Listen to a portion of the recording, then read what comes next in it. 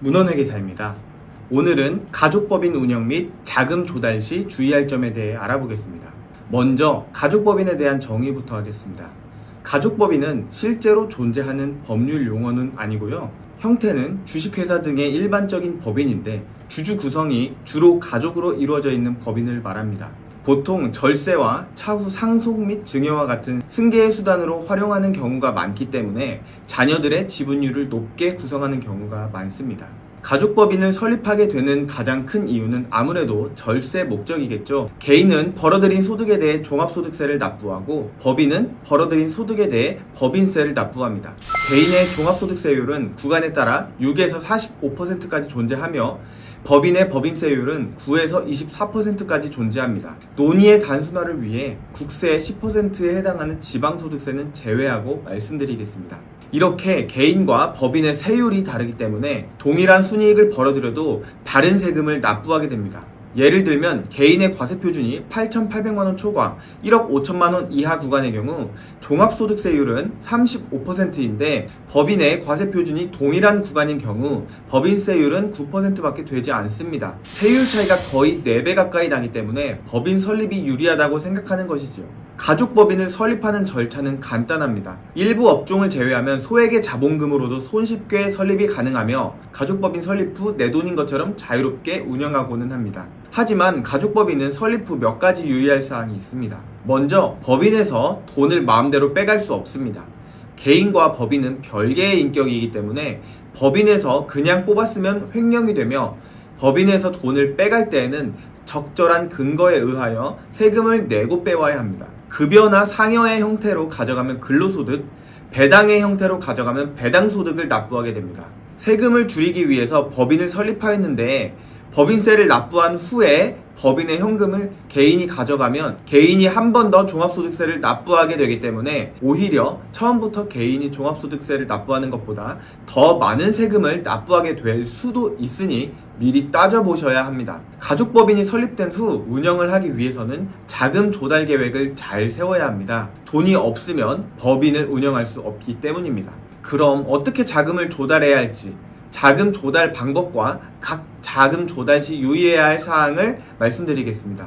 회계에서는 차변에는 자산을, 대변에는 부채와 자본을 기록합니다. 대변에 있는 부채와 자본이 자금 조달 방법이라고 보시면 되는데요.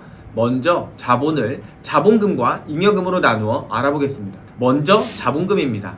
법인을 설립할 때 주주들이 납부한 돈이 자본금입니다. 이때 법인 설립 후에 자본금을 인출하면 가장납입에 해당하여 상법 및 세법상 규제를 받기 때문에 주의하셔야 합니다.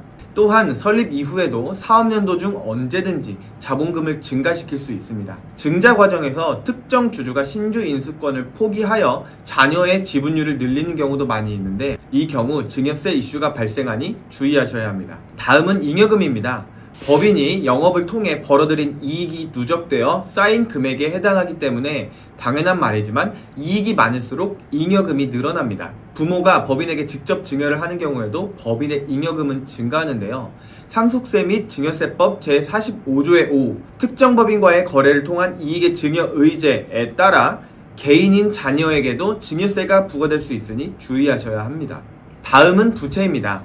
가족법인은 통상 자본금을 많이 넣지는 않으며 설립 후 영업활동을 하기 전에는 잉여금이 쌓일 수 없기 때문에 가족법인은 부채의 형태로 자금 조달을 많이 하게 됩니다. 부채는 크게 은행 차입금과 은행 외의 차입금으로 구분할 수 있습니다. 은행에서 빌리는 차입금은 업무에 사용했으면 지급이자도 비용 처리가 가능하며 크게 이슈될 사항은 없습니다. 은행 외의 차입금은 가족법인이 실질적으로 가장 많이 사용하는 자금 조달 방법입니다. 가족법인의 경우 자본금도 많지 않고 사업 초반이라 대출받기도 어려운 경우에는 대표 등 개인의 자금을 법인에 입금시켜서 사용하게 되는데요. 이를 가수금이라고 부릅니다. 금융기관에서 빌리는 차입금의 경우에는 일정한 절차에 따라 서류도 작성하고 이것저것 준비할 것이 많지만 가수금의 경우에는 복잡한 절차가 없기 때문에 실무적으로 차입과 상환이 수시로 발생할 수 있습니다. 회계 처리는 다음과 같이 진행합니다. 기중 차입 시 차변에는 보통예금, 대변에는 가수금, 기중 상환 시 차변에는 가수금, 대변에는 보통예금을 인식하며 기말 결산 시 가수금 잔액이 남아있는 경우 차입금으로 계정 대체를 진행합니다. 기말에 원인 불명 가수금이 남아있는 경우 매출 누락의 가능성이 존재하기 때문에 부가가치세법 및 법인세법상 신고 불성실 가산세, 납부 불성실 가산세 등의 리스크가 존재하기 때문에 주의하셔야 합니다. 가수금은 개인에 대한 차입금이기 때문에 법인이 개인에게 이자를 지급할 수 있으며 이러한 경우 세무 이슈가 발생합니다. 크게 이자를 세법상의 이자보다 높게 지급하는 경우와 적게 지급하거나 무상으로 사용하는 경우 두 가지로 나누어 알아보겠습니다. 세법상의 이자는 가중평균 차입 이자율을 말하지만 4.6%의 이자율로 선택할 수 있습니다. 먼저 이자를 세법상의 이자보다 높게 지급하는 경우입니다. 법인 입장에서는 시가만큼의 이자는 비용으로 인정되지만 시가를 초과하여 지급하는 이자는 비용으로 인정되지 않기 때문에 손금 불산입 후 대표이사 상여로 소득 처분을 하게 됩니다. 대표 입장에서는 수령한 이자만큼 이자소득이 발생했으므로 이자소득세를 부담하게 됩니다. 다음으로 이자를 세법상의 이자보다 낮게 지급하는 경우입니다. 법인 입장에서는 문제가 없습니다. 낮게 지급한 이자만큼 법인의 입금이 늘어나서 법인세가 늘어나기 때문입니다. 대표 입장에서도 문제가 없습니다.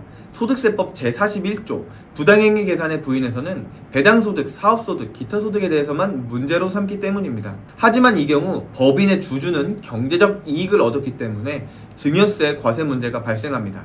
대출금액 곱하기 4.6%에서 실제 지급한 이자를 차감한 금액이 주주 개인별로 1년간 1억 원 이상을 넘어야 증여로 보는데 대여 금액이 약 21억 원을 초과해야 이자 비용이 1억 원을 넘기 때문에 문제가 발생하는 경우는 많지 않을 것으로 판단됩니다.